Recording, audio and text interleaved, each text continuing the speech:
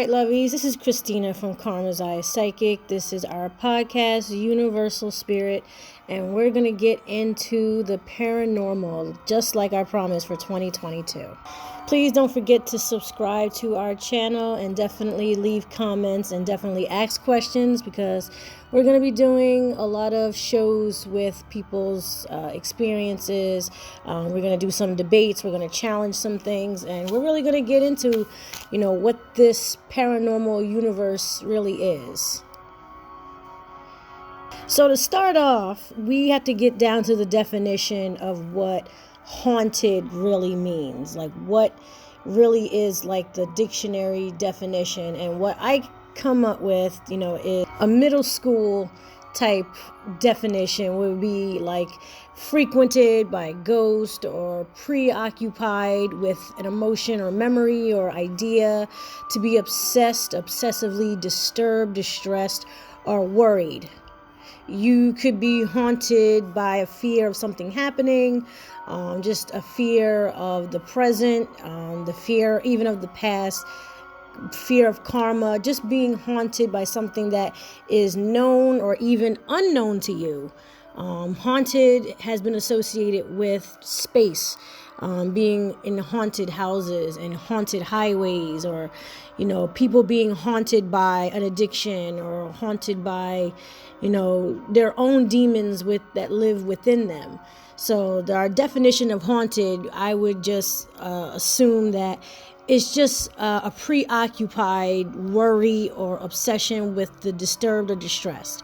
So that's the best definition I can come up with at this point in time. Comment and leave questions about that if you happen to have a better, more elaborate definition of that. So those of you who are familiar with hauntings in general, you do know that there are different types of hauntings. There's not just one, there's different levels of paranormal activity. And when we refer to paranormal activity, we're talking about basically, the non-living, still living without a body. These hauntings can be, on a smaller scale of smaller activities, until we move up to the greater scale of hearing noises and words and things being moved around, ectoplasm, blood, and poltergeist even. So we're going to get into really quick about the different types of haunting. So the first haunting is basically the most famous one, which is called residual haunting. This is where you got a stressful, traumatic situation like a murder, or just some type of crime that was committed in a space, usually a house, right? House, hotel, whichever. And the energy literally is stuck in that spot. The anger, the negativity, the rage, all of it is just stuck in that spot, in that space. And it still holds a lot of life in that space. Leaning off of the negative, there are positive residual hauntings. Okay, there have been occurrences where people have heard pianos playing, singing, children laughing, conversations, even just walking into a room being full of love because a couple lived there and they were married and happily in love in that home. And a residual haunting would be that, that place and that space fills you with that energy. So residual hauntings, like I said, are usually the most famous ones, where people are saying, every time I go into that house, I get this eerie feeling that someone's watching me, or you're in the same space of that energy where it's kind of stuck, and we are just constantly passing through it. The next type of haunting we have here is poltergeist activity, and poltergeist is a German word which means noisy spirit. So this is the one where you have screaming, you hear screaming coming out of nowhere, you feel an actual presence touching you.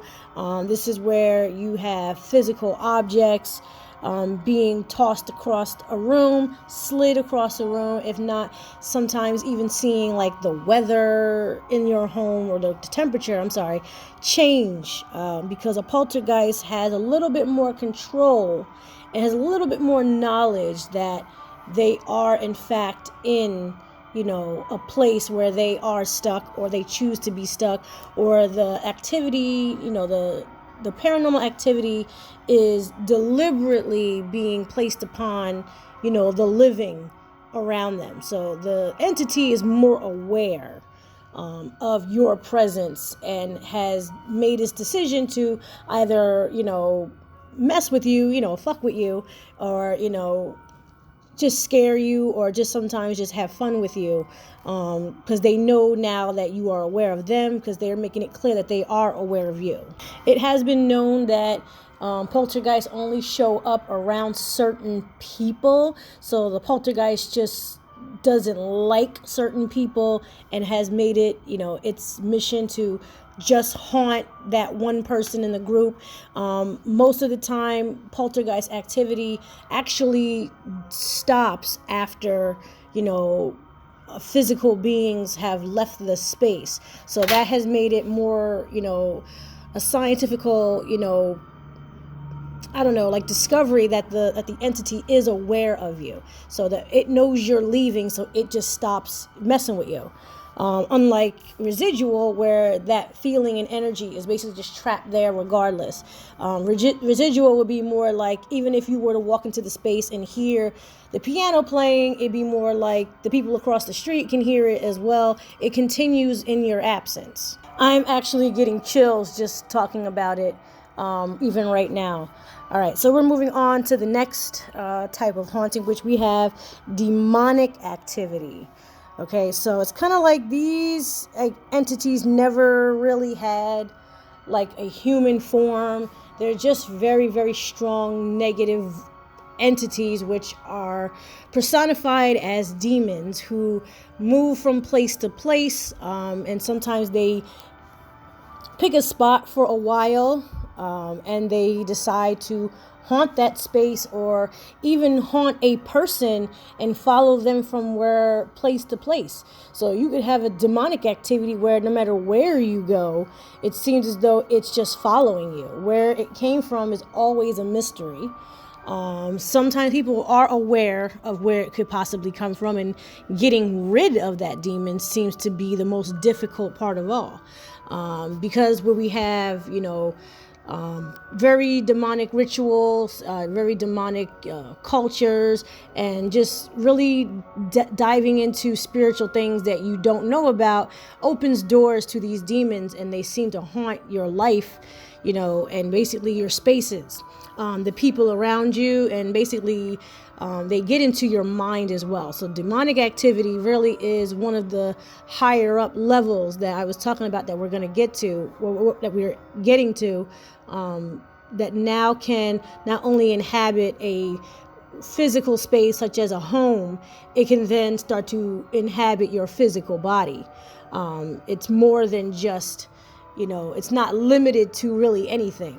Einstein's theory of demons is that the E equals mc square. The energy can be converted into matter, and matter into energy. And it's the theory that demons are pure energy entities, that they are described, in a few different ways.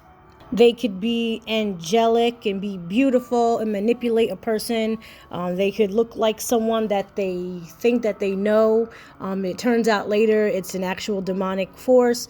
It could be horrific. It could be even evil looking at first. And it could be, very obvious. Other times it's just black mist or fog, or it almost looks like nature.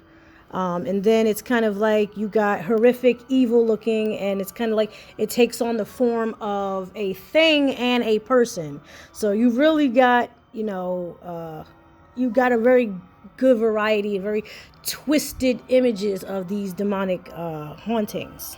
All right, guys. So the next one we're going to get into is called intelligent interactive activity. This is basically the aura that we live with. This is our energy and our emotions that we carry out through life. So all of our feelings and all of our, our objectives and want tos and, our goals, and just like all of our heart energy, all of our brain activity. Even Einstein says or proved that when on the instance of dying, you lose 6 ounces of weight. And scientists have concluded that this 6 ounces is actually our, energy mass leaving our body, which puts on an extra 6 ounces on the physical body. So now that the aura is gone, now that our, energy has left our physical body, now we have the choice to, be where we would want to be, because it's intelligent energy. It's intelligent haunting activity, where people believe that this is where, when ghosts follow you, people that you may know or people who might be haunting you, family members, friends, or the theory of having like unfinished business. So if you suddenly and your life ends suddenly in a car accident, and you were on your way to your son's recital, you would then still have your intelligent activity energy upon death to then be around your son, because that's the unfinished business that you wanted to, finish. That's your son. You have an emotional, energetic connection, and also biological connection to your son. So now in death, your energy loses, you lose the 6 ounces off your physical body, and now you are 6 ounces of energy haunting your loved ones, or haunting your friends, or haunting the places that you were monitoring before, maybe your job, or even your business. That has been thought of as Walt Disney, saying that he still is in fact at Disney World, that people do in fact feel his presence there, because that is his creation, that is his thing. So he would be considered intelligent, haunting, spiritual, paranormal activity. Then we're going to move on to what we call the shadow people, or the shadow creatures. Now, for those of you who are, very well read about paranormal, these are probably the most common occurrences, especially, when you use the rule of thumb in spirituality, in the paranormal. It's kind of like, if you think you saw something, you saw something. There really is no question about it. Your eyes really don't play that many tricks on you, because of the fact that these shadow energies, they carry a metaphysical power. Sometimes they're seen as walking, sometimes they're running, sometimes it just could be like a running flash, or it could just be an in and out type shadowy, just dark, force that you just catch on the side of your eye. The metaphysical power really has to do with the fact that there is a energetic presence, and also that your physical body can pick it up. Your physical body can see it. Your physical body can sense it. Your eyes can sense things just as much as your skin can sense things. It's usually when your skin senses, it directs the eye in those directions. So the fact that it is giving you enough chills, or at least enough physical, physical signals in a direction, meaning that there is in fact an object or presence there that your body is being directed to. So that's what that's the paranormal power that a lot of shadowy figures seem to have. They're usually looking like they have hats on, possibly, maybe hoods. Some are very tall, some are very small. Some do appear at the same time as other moving objects. However, people who are able to spot them to be separate from a physical object, if there's a physical object moving at the same time as the shadowy figure. They have oftentimes been caught on camera with flashes. With even the flash, the shadowy figure still remains to be dark, which is one of the unexplained phenomenons of these shadowy entities of hauntings. The last type of haunting is portal hauntings, portals. So we believe that there are places where either good or evil spirits come through that connect their world and our world. People believe that these things happen either in graveyards, forests, houses, actually, basements, really anywhere where either there had been some type of spiritual rituals. Sometimes some people believe that scientifically they could be aligned with, activity in the atmosphere and, connections between other planets, possibly extraterrestrial activity. And also, I mean, the most traditional belief are like sacred burial grounds, just where people were buried, possibly, that were supposed to be peaceful, then had gotten disturbed. When these things get disturbed, it seems though it releases a lot of activity from the spirit or the energies that were there, that were, had intended to keep that space undisturbed. And then now, when you build houses or build businesses or, somehow occupy these portal spaces, you are also inviting these energies into either your home or your business or whatever, that, you are in fact met with a very clear and very, very powerful energy that is not usually, here. It's coming from a different place. It can bring other things. It can be sent back. Closing these portals has been a very difficult thing for most people, not knowing how. Some people not wanting to close them. People just wanting to keep in contact with these energies. Comment about that, and what you think about these ideas and these types of hauntings. What has your experience been? What is your take on this? Do you even believe in any of this? Have you ever been to a spiritual portal? Have you ever seen activity there? Have you known of curses, supposedly? I do know in Camden, New Jersey, where I grew up, on the Highway 676, there is in fact a Native American burial ground, which they decided to build a highway over it.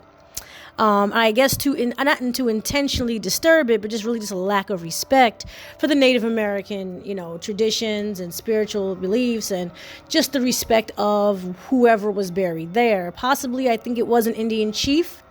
And obviously the grounds were very different, centuries ago. However, the highway was built anyway, and it is a bit of a, debate of cars having accidents precisely over that Native American burial ground. It seems to be a common denominator for every accident on that highway, where the energy did not want to be disturbed, so it causes people to have accidents every time. I don't know, it's met with certain energy, or maybe just messy energy, or just, I don't know if the energy decides who is going to have an accident, but it is a very accident prone spot on Highway 676. Definitely Google that. That's definitely to check out. Anyway, guys, thank you guys for listening. Please throw your 2 cents in where you feel it is necessary. I would love to open up a lot of discussions about this. I would love to hear about your experiences. So once again, this is Christina with Karma's Eye Psychic and Universal Spirit Podcast, and I've had a wonderful time talking with you, and I will see you in the next episode. Bye.